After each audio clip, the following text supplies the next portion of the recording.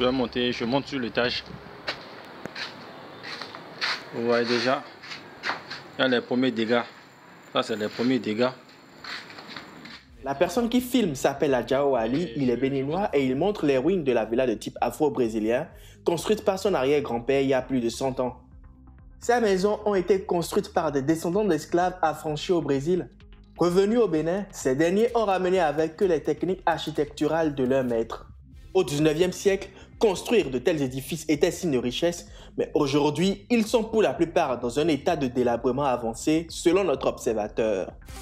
Pour moi, ces maisons sont menacées juste par manque d'entretien, par abandon. La majorité des héritiers, avec le temps, désertent les maisons parce qu'ayant fondé leur foyer.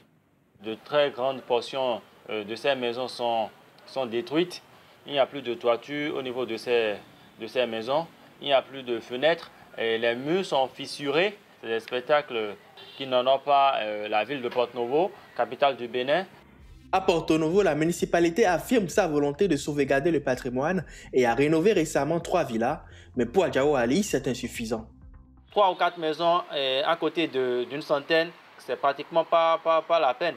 Et donc, je pense qu'il faudra faire beaucoup plus d'efforts.